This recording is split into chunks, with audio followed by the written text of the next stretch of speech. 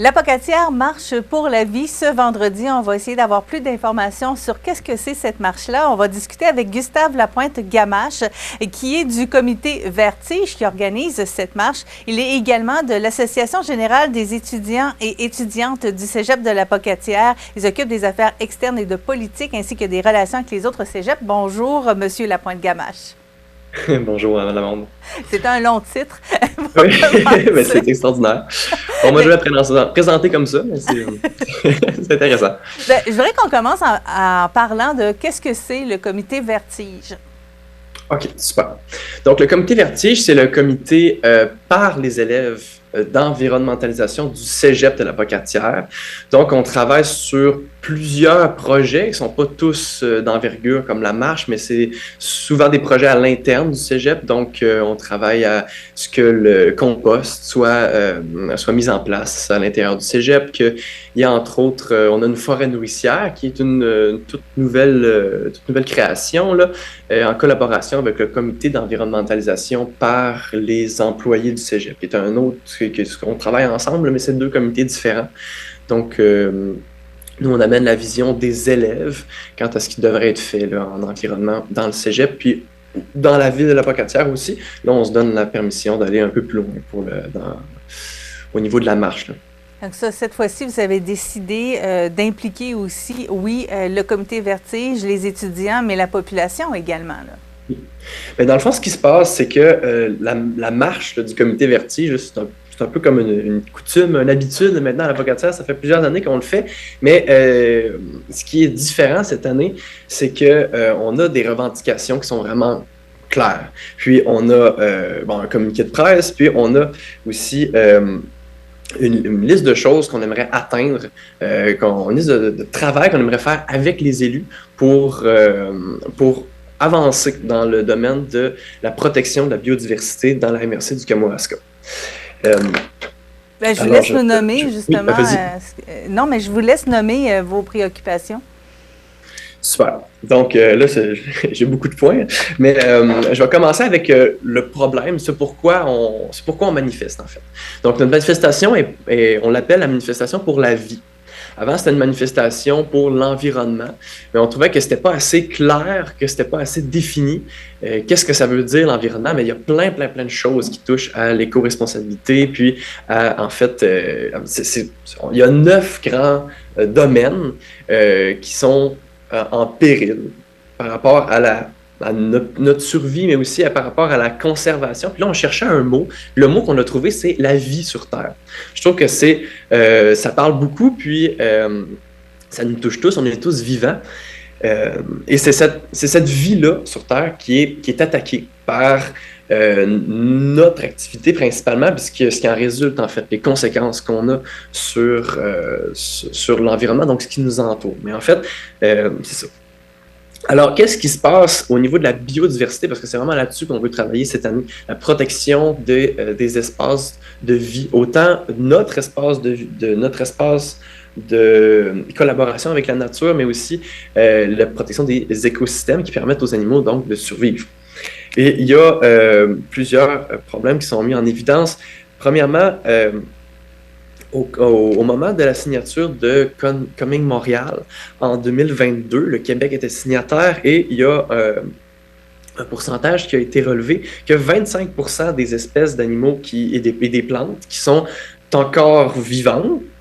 Donc, 25% des espèces sont en danger sur Terre actuellement. Donc, c'est un quart de l'ensemble de ce qui vit, qui n'est pas des êtres humains, qui est en danger. Et le problème, il est assez majeur. Et il n'y a pas juste ça, nous autres, on ajoute à ça que 69% des populations d'espèces animales, donc pas nécessairement des espèces, mais des populations, donc de l'ensemble de ce qui vit, 69% a disparu dans les 50 dernières années. Ce qui est un chiffre absolument faramineux, puis je vais en parler plus tard, mais lorsqu'on va atteindre le chiffre de 75%, mais si on atteint le chiffre de 75% de la population des espèces animales qui disparaît, mais en fait, c'est un chiffre de non-retour. L'ensemble des espèces vont dépérir par la suite. Donc, notre pourcentage est déjà très haut, puis il est assez critique parce qu'on n'est pas très loin d'un point de non-retour par rapport à ça. On appelle tout ça la sixième grande extinction, l'extinction Holocène. Donc ça, c'est peut-être un peu plus poussé, mais c'est ça le terme finalement qui permet de comprendre l'ensemble du processus de détériorisation des écosystèmes. C'est que dans le fond, notre activité élimine les autres formes de vie. Puis, s'il y a un trop grand manque, ben, les autres formes de vie ne peuvent pas s'entraider pour survivre. Ils meurent, tout simplement. En quoi est-ce qu'un groupe de l'Apocatière va faire changer les choses, vous croyez? On a des démarches de revendication. C'est sûr que notre marche, c'est pour montrer l'appui qu'on peut recevoir des citoyens, puis notre sérieux dans ce qu'on veut faire. Et on met beaucoup l'emphase sur les revendications près de la ville pendant la marche, parce que c'est peut-être plus parlant aussi pour les gens près de nous, mais il va y avoir plusieurs lettres qui vont être envoyées. Bon, je commence, mettons, au niveau de la mairie de l'Apocatière, le maire Vincent Bérubé, ben, on a des revendications qui sont claires dans le communiqué de presse. Donc, on demande que 80% des espaces sauvages restants soient déclarés comme protégés. Donc, par rapport à ça, une politique de préservation des milieux naturels à peu près d'ici 2024 dans la ville de l'Apocatière, ce qui est quand même très réaliste parce qu'il y a beaucoup de villes au Québec qui l'ont fait déjà. Mais c'est pas tout, on va aussi m'envoyer des lettres puis des demandes de rencontres avec la MRC du Kamouraska, avec le préfet, M. Sylvain Roy.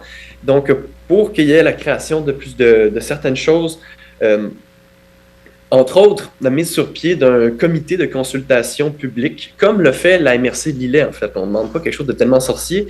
La MRC de Lillet a fait un projet qui s'appelle Demain Lillet, qui fait une consultation publique pour l'élaboration d'une politique environnementale d'ici 2025-2026 pour la MRC.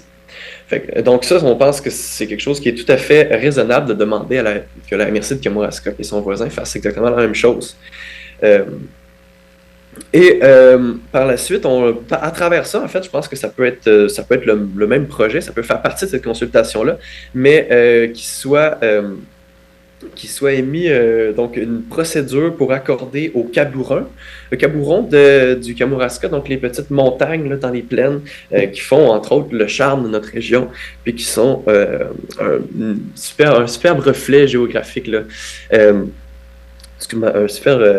Une superbe forme géographique. Donc, que ces Cabouron-là soient considérés comme protégés, parce qu'ils n'ont pas de statut de protection actuellement. Et il y a Saint-Germain de Kamouraska qui les protège maintenant depuis cette année. Mais les autres villes n'ont pas cette politique-là, et ce serait nécessaire, selon nous, que la MRC oblige, en fait, que l'ensemble des villages, des villes et villages du Kamouraska fasse ces procédures-là. Et aussi qu'il y a une consultation générale pour la création de plusieurs kilomètres carrés de sites naturels protégés par la conservation volontaire.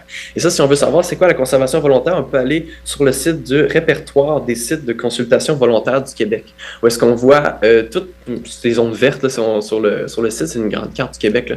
Puis on voit toutes les zones que les villes ou que les MRC de manière plus régionale décident de volontairement conserver. Donc, c'est pas le gouvernement du Québec qui le fait, mais c'est quand même des zones qui permettent à la biodiversité de subsister. Et ça, il y en a vraiment très, très, très peu dans le Kamouraska et on demande qu'il y en ait plus. Et on a aussi des revendications auprès du député. Je ne sais pas s'il nous reste encore du temps. Très, très peu, mais on va y aller. OK. Au niveau du député, M. Rivet, le député caquiste, on demande à ce qu'il s'engage à agrandir là, considérablement les refuges biologiques, là, donc la protection des milieux naturels au niveau gouvernemental. Donc ça, c'est pas la même chose. Là. Les MRC, c'est volontairement qu'ils le font, mais au niveau gouvernemental, ça devient une loi. Dans le fond, il y a des zones qui sont absolument intouchables ou qu'il y a plusieurs niveaux aussi. Il y a des zones qui peuvent être simplement considérées comme on peut pas les développer de manière industrielle, mais on peut quand même y faire des activités de plein air. Donc, à quoi ça sert tout ça? Pourquoi? C'est quoi derrière ça? C'est quoi c'est quoi qui nous touche? C'est que, comme je l'ai dit plus haut, si on atteint 75% de la disparition des écosystèmes, ben, c'est l'ensemble de la biodiversité qui va dépérir. Même ils ne pourront pas survivre en fait.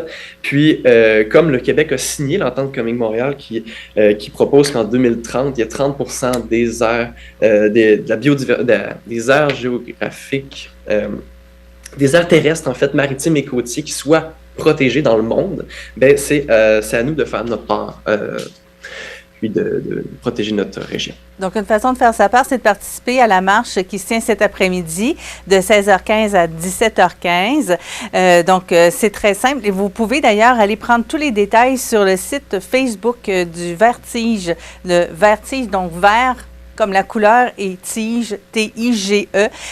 C'est à cet endroit que vous pouvez vous inscrire pour l'événement également. Vous allez en avoir pour une 60aine de minutes tout au plus et vous espérez entre 100 et 200 personnes. On vous le souhaite, bien sûr, puisque on parle d'avenir à quelque part. Hein? Tout à fait. Merci beaucoup, Gustave Lapointe-Gamache. Alors, Monsieur Lapointe-Gamache, il est étudiant au Cégep de la Pocatière, mais également membre du comité Vertige. On se dit à une prochaine. Merci beaucoup, Mme Lamonde. Au revoir. Bonne journée. Là.